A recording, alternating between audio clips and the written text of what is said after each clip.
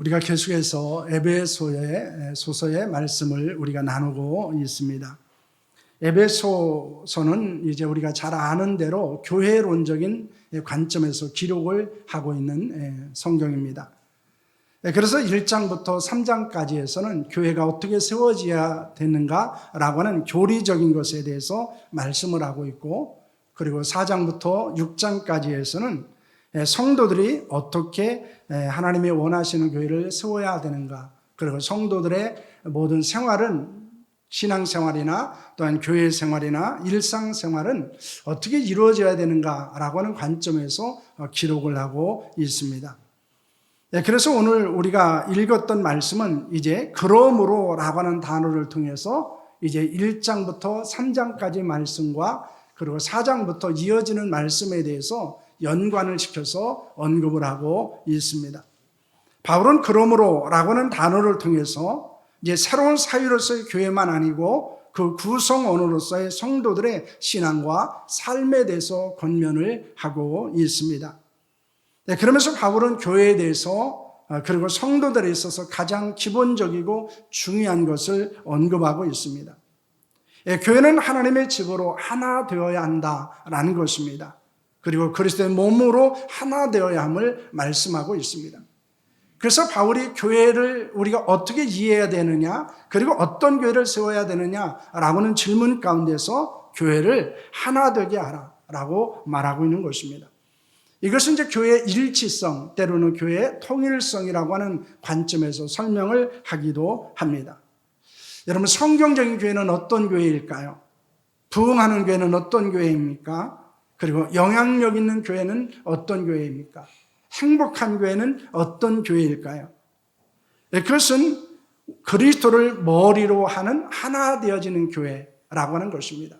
그래서 한 몸을 이루는 교회를 하나님은 축복하시고 부흥케 하시고 하나님의 영광을 받으시고, 그리고 세상에 영향력을 드러낼 뿐만 아니라 성도들이 행복한 신앙생활을 할 수 있는 교회로 만들어 가신다는 것입니다. 그러므로 교회가 하나 되어야 한다라고 하는 것은 매우 중요한 의미를 우리에게 주고 있는 것입니다. 우리가 그런 교회를 소망하고 그런 교회를 세우는 은혜가 우리 가운데 있기를 축복합니다. 그래서 바울은 무엇을 권면하고 있습니까? 1절 말씀을 보시길 바랍니다. 함께합니다. 그러므로 주 안에서 갇힌 내가 너희를 권하노니 너희가 부르심을 받은 일에 합당하게 행하여 라고 하는 말씀을 하고 있습니다. 신앙생활, 교회 생활은 하나님의 부르심으로부터 시작한다고 볼 수 있는 것입니다. 그래서 로마서 8장 30절 말씀은 이렇게 말합니다. 함께합니다. 또 미리 정하신 그들을 또한 부르시고 부르신 그들을 또한 의롭다 하시고 의롭다 하신 그들을 또한 영화롭게 하셨느니라 라고는 말씀을 합니다. 하나님께서 여정하시고 선택하시고 부르신 것은 하나님의 자녀로 삼으시기 위함입니다. 이래서 부르신 자들을 의롭다 하시고 영화롭게 하신다라고 말씀하고 있습니다. 그 하나님의 부르심은 전적인 은혜요 또한 축복이라는 것입니다. 왜냐하면 우리가 하나님의 부르심을 받을 만한 자격이나 조건을 가지고 있는 자들이 아니기 때문입니다. 그런데 그 하나님의 부르심을 가리켜서 일반적으로 소명이라고 말합니다. 바울은 하나님의 부르심에 대한 소망이 무엇인지를 알고 있었습니다. 그래서 그는 하나님의 부르심에 대한 소명에 믿음으로 반응하는 삶을 살았습니다. 하나님의 뜻을 따라 그리스도 예수의 사도로 부르심을 받았다는 분명한 소명의식이 있었기 때문에 복음과 교회를 위해서 헌신하는 자로 살아갈 수 있었습니다. 때로는 자신을 미워하는 자들도 있었고 자신을 비판하는 사람들도 있었습니다. 때로는 그의 사도권을 부정하는 사람들도 있었습니다. 그럼에도 불구하고 바울은 헌신의 자리를 떠나지 않을 수 있었던 것은 그가 하나님께로부터 받은 소명의식이 있었기 때문이었습니다. 그는 교회가 하나 되기 위해서 많은 것을 포기하기도 했고 더 많은 헌신을 하기도 했고 더 많이 감사하는 삶을 살았습니다. 이렇게 바울은 부르심에 순종하여 살았을 뿐만 아니라 에베소 교회 성도를 향해서 부르심에 합당하게 행할 것을 권면하고 있습니다. 그것은 소명감을 갖고 하나님의 교회를 하나 되게 하는 일에 헌신할 것을 요구하고 있는 것입니다. 여러분, 현대교회의 아픔 중에 하나는 무엇입니까? 그것은 교회와 성도들의 갈등과 분열입니다. 이는 하나님의 부르심에 합당하게 행하는 것이 아니라는 것입니다. 하나님의 교회를 하나 되게 세우는 것이 바로 하나님의 부르심에 적절하게 행동하는 것이고, 그리고 그런 교회를 세우고 하나님 앞에 갈 때 우리가 하나님 앞에 영광 돌리는 자로 설 수 있기를 소망합니다. 그러므로 우리는 그리스도의 몸이 찢어지는 것, 다시 말하면 교회가 분열하고 갈등하는 것을 하나님은 원하시지 않는다는 것입니다. 하나님의 부르심에 그러면 합당하게 행하기 위해서는 어떤 사람이 되어야 합니까? 어떤 마음과 태도를 갖고 다른 성도들을 대해야 합니까? 어떤 사람들에 의해서 교회는 하나 될 수 있습니까? 결국 우리가 교회를 하나 되게 한다라고 하는 것은 내가 어떤 사람이 되어 어떻게 행동하느냐에 달려있기 때문입니다. 오늘 2절과 3절 말씀은 이렇게 말합니다. 모든 성도와 겸손과 온유로 하고 오래 참음으로 사랑 가운데서 서로 용납하고 평안에 매는 줄로 성령이 하나 되게 하신 것을 힘써 지키라 라고는 말씀을 하고 있습니다. 첫째는 겸손입니다. 이 겸손은 기독교인에게 있어서 가장 큰 미덕이라고 말합니다. 그리고 가장 큰 죄악은 뭡니까? 교만이라는 것입니다. 그래서 그리스도인에게서 겸손은 미덕이고 교만은 죄악입니다. 겸손은 자신을 낮추는 것이고 교만은 자신을 높이는 것입니다. 겸손한 삶은 예수님의 생애였습니다. 그러므로 빌립보서 2장 8절 말씀을 보시길 바랍니다. 함께합니다. 사람의 모양으로 나타나사 자기를 낮추시고 죽기까지 복종하셨으니 그 십자가에 죽으심이라 라고 말씀하고 있습니다. 예수님께서 사람의 모양으로 나타나신 성육신과 십자가에서 죽으신 것은 자신을 낮추는 최고의 겸손이었음을 말씀합니다. 그러므로 예수님의 생애는 어떤 생애였습니까? 겸손한 삶을 살았던 생애였습니다. 또한 겸손은 예수님의 마음이기도 합니다. 마태복음 11장 29절 말씀입니다. 나는 마음이 온유하고 겸손하니 나의 멍에를 메고 내게 배우라. 그리하면 너의 마음이 쉼을 얻으리니 라고는 말씀을 하고 있습니다. 예수님은 겸손한 마음을 갖고 계셨습니다. 그래서 무거운 짐진 자들, 힘들어하는 자들의 고통스러워하는 자들에게 안식을 주셨던 분임을 보여주고 있습니다. 우리는 예수님처럼 살기 위해서 겸손해야 합니다. 예수님의 마음을 품기 위해서 겸손해야 합니다. 겸손함으로 하나님과 사람들 앞에 우리 자신을 낮추고 섬기는 자로 살아갈 수 있기를 소망합니다. 겸손은 우리를 기도와 헌신의 자리로 나아가게 합니다. 겸손한 마음을 갖고 겸손한 태도를 다할 때 교회는 하나 될 수 있는 것입니다. 왜 교회가 하나 되지 못할까요? 왜 교회가 갈등할까요? 그것은 겸손하지 않기 때문입니다. 교만하기 때문입니다. 모두 다 자신이 인정받으려고 하고 자신을 높아지려고 하기 때문이라는 것입니다. 하나님의 은혜와 축복은 물과 같이 위에서 아래로 흐르게 되어 있습니다. 그러므로 하나님은 겸손한 자에게, 자신을 낮추는 자에게 은혜와 복을 주시는 줄로 믿습니다. 겸손함이 우리 교회와 성도들에게 있을 때 우리 교회는 하나가 될 수 있고 하나님의 역사를 드러내는 교회가 될 수 있는 줄로 믿으시기를 바랍니다. 둘째는 온유입니다. 이 성경에서 이 온유라고 하는 단어는 굉장한 힘을 가지고 있는 짐승이 잘 길들여져 있는 상태를 말하는 것입니다. 그래서 그 힘이 무절제하게 사용되어지는 것이 아니라 절제되어지고 잘 조절되어서 사람들에게 유익을 주는 것을 말하고 있습니다. 그래서 짐승을 잘 훈련해서 그 힘을 이용해서 농사를 짓거나 아니면 다른 일을 할 때 사용하는 그 상태를, 그 짐승의 상태를 가리켜서 온유다 이렇게 말하고 있습니다. 그런데 성경에서 하나님께 쓰임을 받았던 사람들은 모두 다 온유한 사람들이었습니다. 민수기 12장 3절 말씀을 보시길 바랍니다. 함께합니다. 이 사람 모세는 온유함이 지면의 모든 사람보다 더하더라 라고는 말씀을 합니다. 이 모세를 가리켜서 성경은 온유함이 지면에 있는 모든 사람들보다 더했다 이렇게 말씀하고 있습니다. 누이 미리암과 형 아론이 모세를 비방하고 하나님이 주신 권위에 도전을 했을 때 그들과 같이 비방하지 않았습니다. 미리암이 나방에 걸렸을 때 그를 위해서 긍휼한 마음을 갖고 하나님 앞에 기도했습니다. 그런데 본래부터 이 모세가 그렇게 온유한 사람이 아니었습니다. 이 모세는 굉장히 다혈질적인 사람이었고 성급한 사람이었습니다. 폭력적인 사람이었습니다. 그러나 그가 광야 40년의 훈련 기간을 통해서 그가 온유한 자로 변화되어지고 훈련된 것입니다. 그래서 그가 이스라엘 백성들을 이끌고 이 애굽을 떠나게 합당한 자로 준비되어진 것을 볼 수 있습니다. 여러분, 그렇기 때문에 하나님은 온유한 자를 사용하십니다. 온유한 자를 통해서 하나님의 역사를 이루어 가시는 줄로 믿습니다. 갈라디아서 6장 1절 말씀입니다. 함께합니다. 형제들아, 사람이 만일 무슨 범죄한 일이 드러나거든 신령한 너희는 온유한 심령으로 그런 자를 바로잡고 너 자신을 살펴봐 너도 시험을 받을까 두려워하라 라고 말씀하고 있습니다.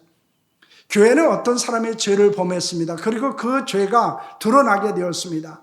그때 어떻게 하라고 말합니까? 온유한 마음으로 바로잡아 주라고 말합니다. 일방적으로 비난하고 비판하고 정죄하지 말라는 것입니다. 그러면서 내 자신을 돌아보아 나도 그런 죄악 가운데 빠지고 있지 않나 자신을 돌아볼 것을 말씀하고 있습니다. 이렇게 온유한 마음을 가진 성도는 사람들을 함부로 대하지 않습니다. 다른 사람과 교회에 유익을 주는 자들로 살아갑니다. 날카롭게 비판을 하고 판단을 하는 자가 아니라 부드럽고 따스한 마음으로 품어주는 자가 교회를 하나 되게 하는 줄로 믿으시기를 바랍니다.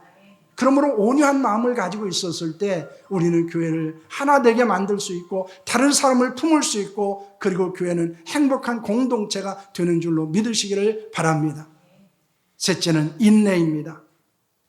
이 오래 참은 인내는 유혹과 고난을 끝까지 참고 견디는 것입니다.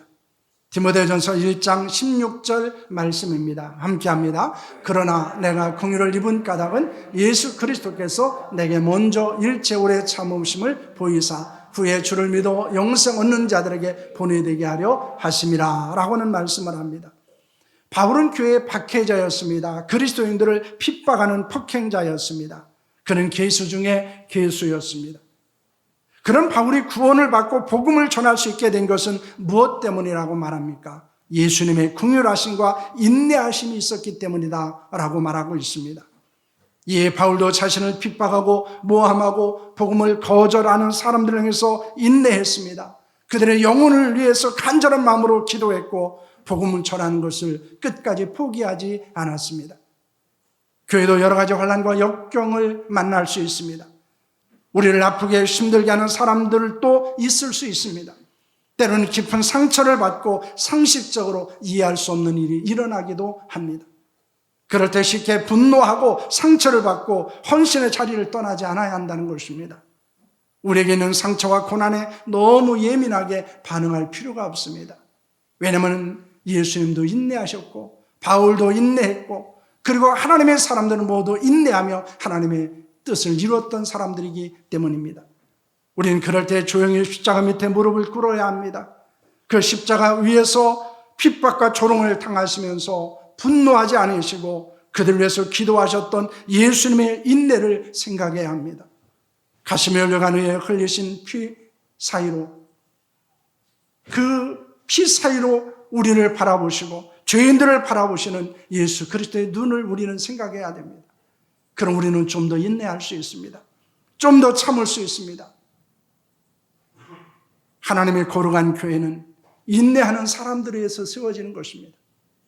교회는 하나님의 앞에서 인내하며 하나님 앞에 기도하며 하나님의 거룩한 사랑을 실천하는 자들을 통해서 하나가 되는 줄로 믿으시기를 바랍니다. 여러분 좀 힘드시죠? 좀 어려우시죠? 좀 고통스럽죠? 그러나 인내하시길 바랍니다. 하나님은 인내한 자들을 통해서 역사를 이루시고 인내한 자들을 하나님은 축복하시는 줄로 믿으시기를 바랍니다. 넷째는 용납입니다. 용납은 자신의 절대적인 기준이 아니라는 것을 인정하는 것으로부터 시작되는 것입니다. 교회 안에서 일어나는 현상 중에 조심할 것이 있습니다. 그것은 자신과 다른 것을 틀린 것으로 생각하는 것입니다. 사실 모든 인간관계의 갈등이라든가 이런 것들은 사실 여기부터 시작됩니다. 나와 다른 것을 틀렸다, 나쁘다라고 생각하는 것입니다. 이것은 가정에서 부부 생활도 마찬가지고 그리고 직장에서도 마찬가지고 교회 안에서도 마찬가지입니다. 나와 다른 것은 그냥 다른 것인지 틀린 것이 아닐 수도 있다는 것입니다. 그런데 우리는 나와 다른 것을 틀렸다고 생각합니다. 그래서 받아주지 않습니다. 멀리합니다. 때로는 비난하기도 합니다.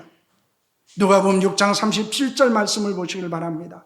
비판하지 말라. 그리하면 너희가 비판을 받지 않을 것이요. 정죄하지 말라. 그리하면 너희가 정죄를 받지 않을 것이요. 용서하라. 그리하면 너희가 용서를 받을 것이요. 라고는 말씀을 하고 있습니다. 종종 내 생각과 마음과 다른 것이 틀렸다고 생각해서 비난하는 일이 있습니다. 그러나 나와 다른 신앙적인 신념이 있다고 하나님의 뜻과 다른 것이 아닙니다. 나의 기준이 하나님의 기준이 아닐 수 있다는 것입니다. 타락한 지혜가 가져다 준 비극 중에 하나는 선과 악의 기준이 내가 된다는 것입니다. 그래서 내 기준으로, 내 생각으로, 내 경험으로 선과 악을 판단하고 정죄한다는 것입니다. 그런데 그것은 매우 위험한 일입니다. 만약에 교회 안에서 이런 일들이 일어나고 있다면 이 교회는 하나 될 수 없는 것입니다. 왜냐하면 각기 다른 기준과 각기 다른 기준을 가지고 하나가 될 수 없기 때문입니다. 그러면 우리에게 중요한 것은 하나님의 지혜를 갖는 것입니다. 하나님의 기준을 갖고 사람들을 바라보는 것입니다. 그러면 용납할 수 있습니다. 인간적으로 어렵지만 신앙 안에서 용서하고 받아들일 수 있는 줄로 믿습니다. 골로새서 3장 13절과 14절 말씀입니다. 함께합니다. 누가 누구에게 불만이 있거든 서로 용납하여 피차 용서하되 주께서 너에게 용서하신 것 같이 너희도 그리하고 이 모든 거리에 사랑을 도하라. 이는 온전하게 매는 띠니라 라는 말씀을 합니다. 여러분, 우리가 교회 생활을 하다 보면 때로는 불만이 있을 수 있습니다. 그때 서로 비난하고 정죄할 것이 아니라 서로 용납하고 용서할 수 있어야 한다는 것입니다. 예수님의 십자가의 사랑으로 불만과 불만족을 극복하는 자들이 되어야 한다는 것입니다. 그런데 용납을 일방적으로 요구할 것이 아니라 서로 용납하라고 말하고 있습니다. 그러면 교회는 예수님의 사랑 안에서 하나가 될 수 있기 때문입니다. 여러분, 그렇기 때문에 용서라는 것, 그리고 용납이라고 하는 것은 굉장히 중요한 것입니다. 왜냐하면 그 사람도 하나님의 형상으로 지음받은 사람이고, 그 사람도 예수께서 피 흘려 구원하신 사람이고, 그 사람도 하나님의 피를 위해서 우리 교회에 보내준 사람이기 때문입니다. 그렇기 때문에 우리는 그리스도의 사랑 안에서 용서하고 용납했을 때 하나가 된다는 사실을 여러분 믿으시기를 바랍니다. 나와 좀 다르다고 여러분 비난하거나 멀리하거나 배척하는 것은 하나님의 교회를 하나 되게 하지 못하는 것인 줄로 믿습니다. 그래서 때로는 우리가 힘들고 어렵지만, 때로는 불만족스럽고, 때로는 불만이 있지만 하나님의 거룩한 교회가 하나 되어야 하는 것이 하나님의 거룩한 뜻이기에 여러분 용납하는 자로 살아갈 수 있기를 축원합니다. 바울은 교회가 하나 될 수 있는 것은 우리의 결단이나 능력에 있지 않다고 말하고 있습니다. 왜냐하면 사람들의 욕구와 필요는 모두 다를 수 있기 때문입니다. 실제로 교회는 그런 이유로 하나가 되지 못하고 갈등하고 분열하기도 합니다. 교회 일에 참여하지 않고 때로는 비협조적인 태도를 보이기도 합니다. 하지만 교회가 하나 될 수 있는 강력한 이유는 어디에 있습니까? 3절 말씀입니다. 평안에 매는 줄로 성령이 하나 되게 하신 것을 심써 지키라 라고 말씀하고 있습니다. 여러분, 성령을 의지하여 하나가 되도록 항상 힘쓰고 서로 평화롭게 살아야 한다는 것입니다. 왜냐하면 겸손과 온유와 인내와 사랑은 성령의 9가지 열매 중에 하나이기 때문입니다. 하나님은 우리 교회가 평안하기를 원하십니다. 평안한 교회, 거룩한 부흥의 은혜와 역사를 주십니다. 그러므로 더욱 성령 충만함으로 우리는 서로 겸손하고 온유해야 합니다. 인내하고 용납해야 합니다. 그런 성도들이 될 때 우리는 성령 안에서 하나가 되는 교회를 세워갈 수 있는 줄로 믿으시기를 바랍니다. 그러므로 우리는 성령 충만해야 하나 되는 교회를 세울 수 있다는 것입니다. 바울은 교회가 반드시 하나가 되어야 하는 이유를 언급하고 있습니다. 이것이 4절부터 6절까지의 말씀입니다. 좀 긴데요, 함께 하도록 하겠습니다. 몸이 하나요 성령도 한 분이시니 이와 같이 너희가 부르심의 한 소망 안에서 부르심을 받았느니라. 주도 한 분이시요 믿음도 하나요 세례도 하나요 하나님도 한 분이시니 곧 만유의 아버지시라. 만유에 계시고 만유를 통일하시고 만유 가운데 계시도다. 아멘. 여러분, 그리스도의 몸으로서의 교회가 하나가 되어야 하는 이유에 대해서 말씀합니다. 그것은 교회가 하나이기 때문입니다. 성령이 한 분이기 때문입니다. 우리의 소망도 하나이기 때문입니다. 주님도 하나요, 믿음도 하나요, 세례도 하나이기 때문입니다. 하나님도 한 분이시기 때문입니다. 하나님은 모든 것들이 하나님의 은혜 안에서 하나가 되기를 원하시기 때문입니다. 그러므로 우리도 하나가 되어야 하고 우리 교회도 하나가 되는 줄로 믿으시기를 바랍니다. 우리의 신앙과 마음과 뜻과 정성을 모아서 하나님의 교회를 하나 되는 교회로 세워갈 수 있기를 축원합니다. 이 교회가 하나 되는 것은 하나님의 부르심에 합당하게 반응하는 것입니다. 하나님의 교회에 속한 성도들을 사랑하며 평화롭게 살아가는 것입니다. 그러므로 우리는 겸손해야 합니다. 온유해야 합니다. 인내해야 합니다. 용납해야 합니다. 그럴 때 우리는 하나 되는 교회를 세울 수 있을 뿐만 아니라 특별히 우리가 성령 충만했을 때 우리는 교회를 하나 되게 할 수 있는 줄로 믿습니다. 교회가 하나 되는 것은 하나님의 명령입니다. 하나님의 명령이에요. 하나님의 뜻입니다. 교회는 둘이 될 수 없습니다. 우리는 마음을 하나로 가져야 되고 뜻을 하나로 가져야 됩니다. 어떤 분이 이런 이야기를 합니다. 교회가 하나 되는 것은 악수로 되는 것이 아니라 어깨동무로 된다, 이런 이야기를 합니다. 여러분, 우리를 좀 더 낮추고 좀 더 인내하고 서로를 받아들이고 이해하면서 정말로 하나님이 이 땅에 세우기를 원하셨던 그런 교회를 세울 수 있기를 축원합니다. 교회가 하나 되는 것은 하나님의 뜻이고 명령이고, 그리고 그런 교회를 하나님은 축복하시고 부흥케 하시고 행복한 신앙생활을 할 수 있는 교회로 세워주시는 줄로 믿으시기를 바랍니다. 우리 교회가 부흥하기를 원합니다. 우리 교회가 좀 더 행복하기를 원합니다. 우리 교회가 좀 더 하나님의 역사에 수중되는 교회가 되기를 소망합니다. 그래서 그런 교회를 세우기 위해서 우리가 하나 되는 역사가 있기를 축복합니다. 기도.